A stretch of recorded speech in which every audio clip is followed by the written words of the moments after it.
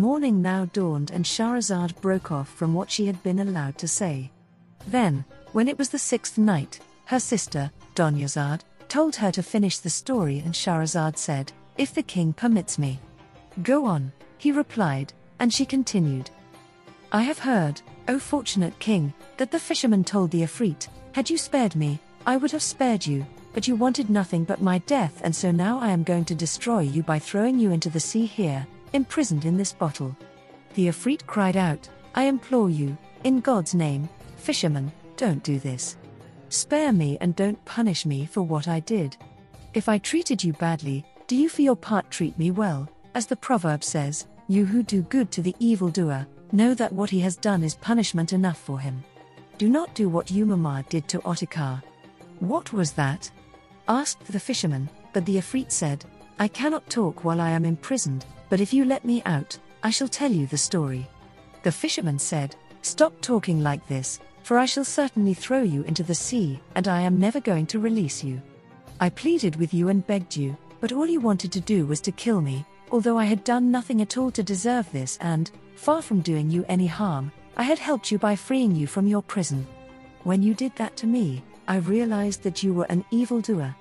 Be sure that, when I throw you into the sea, if anyone brings you out, I will tell him what you did to me and warn him, so that he may throw you back again, and there you will stay until the end of time, or until you perish.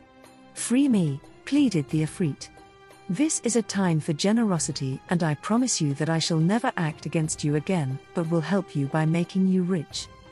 At this, the fisherman made the ifrit promise that were he freed, far from hurting his rescuer, he would help him. When the fisherman was sure of this and had made the ifrit swear by the greatest name of God, he opened the bottle and the smoke rose up, until it had all come out and had formed into a hideous shape. The ifrit then picked the bottle up and hurled it into the sea, convincing the watching fisherman that he was going to be killed. The man soiled his trousers, crying, "This is not a good sign." But then his courage came back and he said, "God Almighty has said, fulfill your promise, for your promise will be questioned. You gave me your word, swearing that you would not act treacherously to me, as otherwise God will do the same to you, for he is a jealous God who bides his time but does not forget. I say to you what Dubon the wise said to King Yunon, spare me and God will spare you." The ifrit laughed and told the fisherman to follow him as he walked ahead. This the fisherman did, scarcely believing that he was safe. The pair of them left the city, climbed a mountain and then went down into a wide plain. There they saw a pool, and after the ifrit had waded into the middle of it, he asked the fisherman to follow him, which he did. When the ifrit stopped, he told the fisherman to cast his net, and the man was astonished to see that the pond contained colored fish, white, red, blue and yellow. He took out his net, cast it, and when he drew it in he found 4 fish, each a different color. He was delighted by this, and the ifrit said, "Present these to the Sultan and he will enrich you. Then I ask you in God's name to excuse me, since at this time I know no other way to help you. I have been in the sea for 1800 years and this is the first time that I have seen the face of the land." After advising the fisherman not to fish the pool more than once a day, he took his leave, speaking words of farewell. Then he stamped his foot on the earth and a crack appeared into which he was swallowed. The fisherman returned to the city, full of wonder at his encounter. He took the fish to his house, where he brought out an earthenware bowl, filled it with water and put them in it.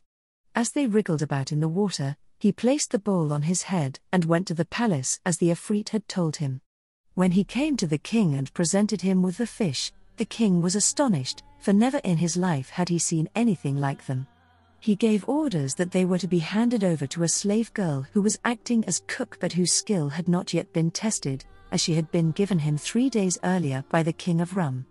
The vizier told her to fry the fish, adding that the king had said that he was testing her only in the hour of need, and that he was putting his hopes in her artistry and cooking skills, for the fish had been given him as a present.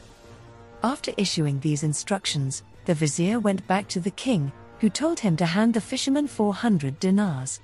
After he had passed over the money, the man stowed it inside his clothes and set off back home at a run, falling, getting up and then stumbling again, thinking that this was all a dream. He bought what was needed for his family and then returned to his wife in joy and delight. So much for him, but as for the slave girl, she took the fish and cleaned them. Then, after setting the frying pan on the fire, she put the fish in it, and when one side was properly cooked, she turned them onto the other. All of a sudden, the kitchen wall split open and out came a girl, with a beautiful figure and smooth cheeks, perfect in all her attributes.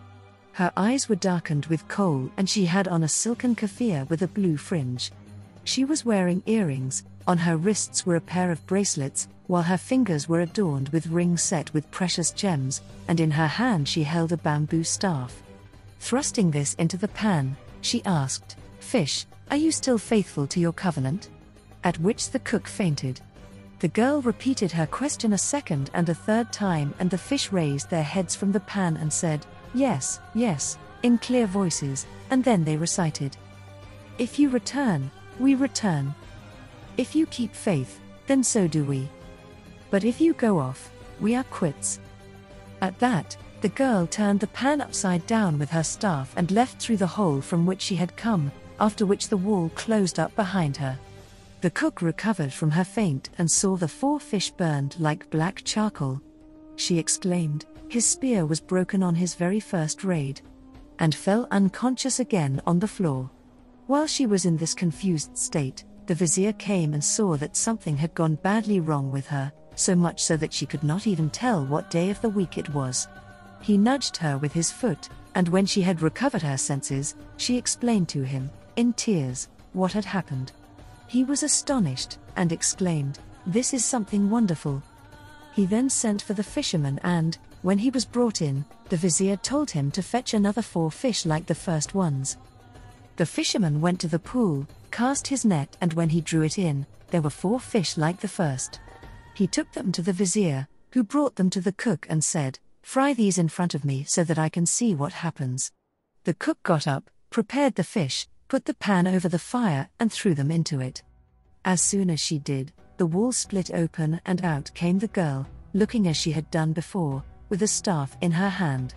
She prodded the pan and asked, "Fish, fish, are you true to your old covenant?" At this, all the fish raised their heads and repeated the lines, "If you return, we return. If you keep faith, then so do we.